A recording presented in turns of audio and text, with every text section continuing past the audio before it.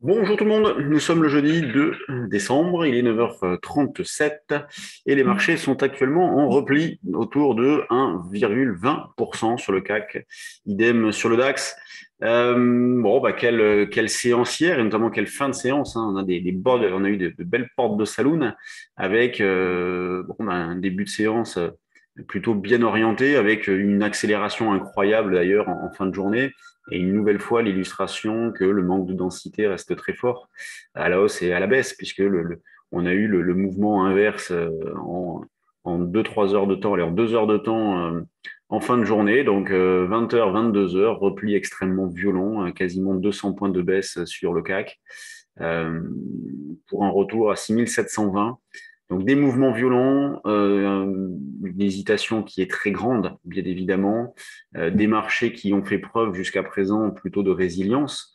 Et d'ailleurs, nous, même lorsqu'on a fait le point bas à 6650, on n'était pas particulièrement inquiet. C'est important de garder dans un coin de sa tête que ces marchés-là ne sont pas vulnérables, que la construction de la hausse n'a rien à voir avec ce qu'on a connu en 2019 et jusqu'au crack de 2020. Donc oui, il y a des nuages, oui, le variant euh, explique cette confusion, mais en même temps, les marchés sont toujours abreuvés de liquidités. Alors oui, les banques centrales aussi commencent à se poser quelques questions aussi quant à la suite. Donc énormément de doutes, énormément de confusion, mais des marchés qui restent plutôt bien orientés. Nous, dans cette phase, on continue de travailler principalement à l'achat. Alors hier, ça a très bien fonctionné dans la mesure où on avait proposé un achat dès 8 heures le matin à 6753.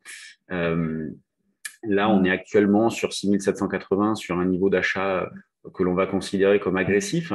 Sinon, l'idée, c'est plutôt d'acheter vers 45-50, un cran en dessous. Donc moi, j'ai déjà acheté un petit peu sur 80. Euh, J'avais acheté hier soir. Alors hier soir, ça a été un festival, puisque nous, pendant la séance, on a proposé, vous voyez, si je vais vous montrer Telegram, on a proposé pendant la journée d'acheter des puts justement en prévision de ce genre de situations-là qui sont parfois un peu compliquées. Vous voyez, déjà le matin, je disais, pour faciliter les achats, vous voyez ce message ici, pour faciliter les achats ou si vous souhaitez jouer un repli, il est envisageable, à voir selon la volatilité, d'acheter des puts dans la zone 6820-850. On regardera ça de près après l'ouverture. Et à midi, hein, quand l'Eurostoxx était vers les 4150, donc par là, 4150 par là, on a envoyé un message. Euh, comme évoqué déjà ce matin, si vous cherchez à acheter du put dans la zone actuelle, vous pouvez faire du put 4050, donc échéance hebdomadaire par exemple, hein, échéance semaine prochaine, ce qui permet, vous voyez, ce qui a permis hier soir d'acheter tout en étant serein. Moi, c'est ce que j'ai fait, donc j'ai acheté pas mal de contrats dans la baisse d'hier et ça m'a pas empêché de dormir dans la mesure où mon risque était fermé. Donc si jamais ce matin on avait un gap à la baisse, ce n'était pas problématique. Et avec le rebond que nous avons eu, eh bien, je peux vous dire que la journée est déjà faite. Donc, il faut travailler comme ça. Il y a des petites fenêtres où il y a des choses à faire sur les options. Et puis, en intraday pur, on continue de travailler à l'achat. Hier, le niveau qu'on a proposé sur le DAX a été parfait, puisque c'était 15 180. Donc, ce niveau-là. Donc, comment on trouve ce genre de niveau-là en respectant, donc, en faisant une bonne analyse graphique, contextuelle, en respectant la notion d'écart type, de respiration de marché. Et ce qui nous permet, dans cette phase-là, d'accrocher assez souvent des points hauts, des points bas. Vous voyez, c'est pas facile d'accrocher des points hauts, des points bas au vu de la volatilité. Alors, je dis pas qu'on achète tout au plus bas, hein. Moi, hier, hein, par exemple, dans la phase de baisse du soir, j'ai acheté un peu à 820. Donc, bon, c'est sûr que quand on termine à 720 le soir, c'est quand même pas terrible.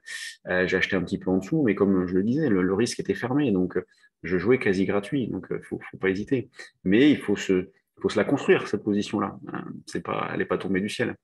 Donc aujourd'hui, bon, mais sur le DAX, mais la zone d'achat, on se situe vers les 15 002. Vous voyez, vous pouvez prendre ce niveau-là, hein, en début de séance. Et d'ailleurs, dans le même esprit, sur le DAX, on peut très bien acheter des puts. On en parlait également dans la salle des marchés hier, dans la zone 450-500. C'est une zone de résistance assez forte sur le DAX. Vous pouvez très bien acheter des puts pour faciliter soit jouer en repli, soit vous faciliter le travail intraday. L'Eurostoxx, vous l'avez ici. Donc 95 figures, c'est le niveau support. Hein, donc figures, c'est les contrôles. Donc 4095, 4100. C'est une zone support pour exploiter un rebond. Rebond, bon, évidemment, on en a eu sur les actions hier, hein. Euh, Nous, on avait proposé quelques valeurs, on a profité du repli pour acheter quelques valeurs, notamment Stellantis, qui était la plus forte hausse d'hier sur le CAC. Vous voyez, on a exploité le double appui, donc là, magnifique, hein, double appui parfait. Donc, on va commencer à alléger un petit peu. Vous voyez, entre 15 et 16, ça fait 1 euro par titre, c'est plutôt quand même pas mal. On fait 6-8%, donc on va bouger un petit peu. Là, vous avez Worldline, bon, qui se reprend, mais en même temps, graphiquement, c'est pas joli du tout. Moi, je suis dessus via des options notamment. Voilà, ça fait partie de la valeur que je vais suivre, notamment en 2022. En forte baisse, on a ST Micro. Il va y avoir un dividende prochainement sur STM. Unibail qui baisse aussi. Moi, j'ai mis une alerte en dessous. Bon, on reviendra sur les actions un peu plus longuement demain lors du live. Technip qui est en bas, bon, qui rebondit. Quand on regarde dans les screeners, il y a énormément de biotech, de pharmaceutiques. Vous voyez, Neovax.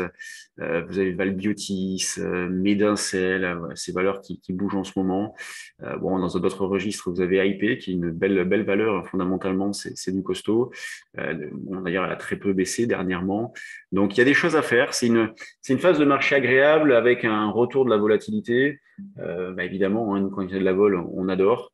Euh, des indices qui restent plutôt du bon côté. Les niveaux support, je les ai indiqués déjà en début de semaine. Niveau support important à surveiller, que ce soit sur le CAC, le DAX, l'Eurostoxx.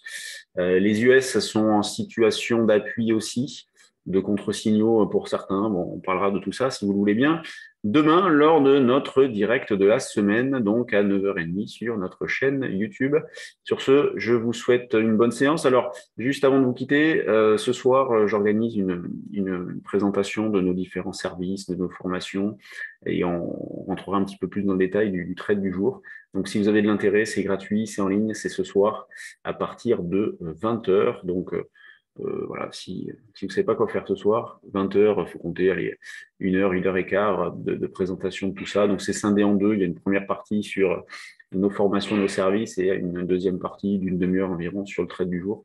Donc, je répondrai à cette occasion-là à vos questions. Allez, bonne journée, à ce soir pour ceux qui le souhaitent, et à demain pour notre live sur YouTube. Bye bye.